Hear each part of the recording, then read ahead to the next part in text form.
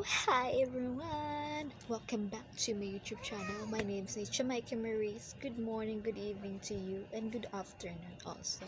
So don't forget to like, subscribe, and comment down below if you want. So for today's topic, it's all about how to make your relationship strong.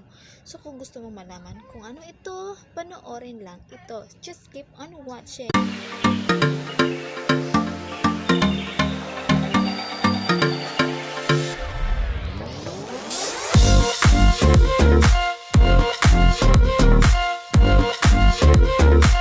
So the first thing na magpatibay ng inyong relasyon is to greet each other when they come home. So, si Mr. ang nagtrabaho o di kasi Mrs. nagtrabaho, kailangan yung batiin ang inyong partner if they come home from work. Kasi kailangan yun, dapat malaman nila na miss nyo sila kasi nga pagod sila sa work. 8 hours lang wala sa bahay, wala siya sa inyong poder, hindi kayo magkasama, so dapat batiin nyo rin siya ng hi, hello honey, kumusta ang iyong work, kumain ka na ba, pagod ka ba, traffic pa sa daan, okay ka lang ba? So mga ganung bagay, diba? Masasabi nila, na-miss ako ng partner ko. So yun ang number 1. Number 2 is spending time without technology. As we all know, technology is high technology. Kaya like Mobile Legend, Facebook, YouTube, Twitter, Instagram, kasi alam naman natin yung mister pagod, magsi-cellphone lang yan, di kaya magsi-selfie. Ang misis naman sometimes mag picture sa pagkain, like, or kaya vlogging just like me. So importante din yun, nawala mo ng cellphone. Example like one day o kaya day off ni mister, no cellphone. I mean, family bonding ka mo, kasi healthy yun sa isang relasyon.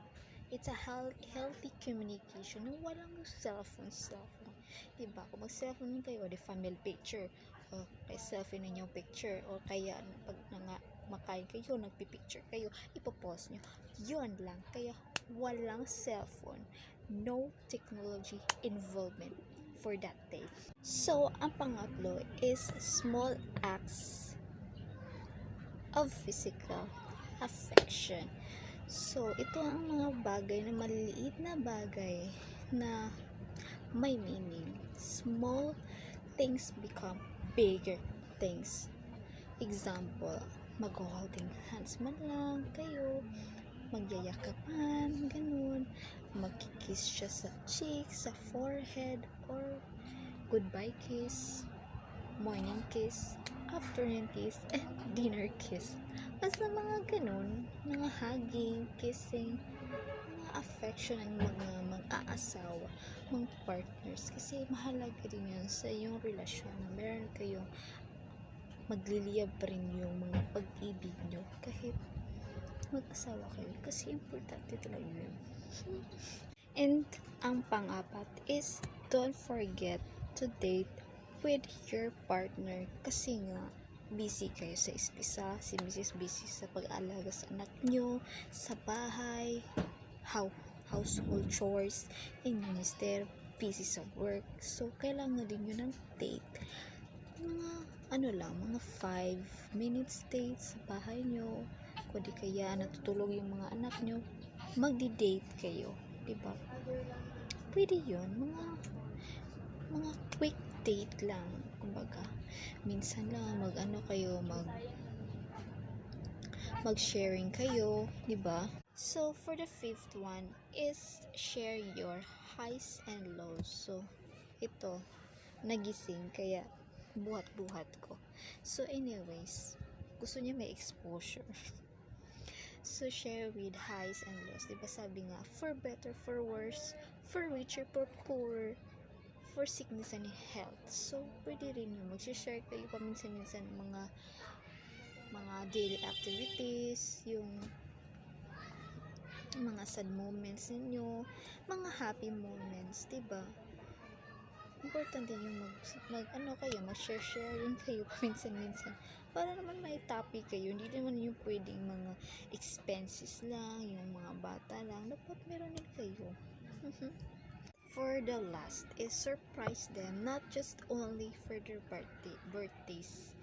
Pwede rin yung anniversary, monthsary, like mga random lang, diba?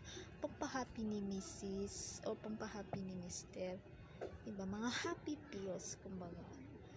Kailangan din yun sa inyong relasyon para pagtibayin talaga.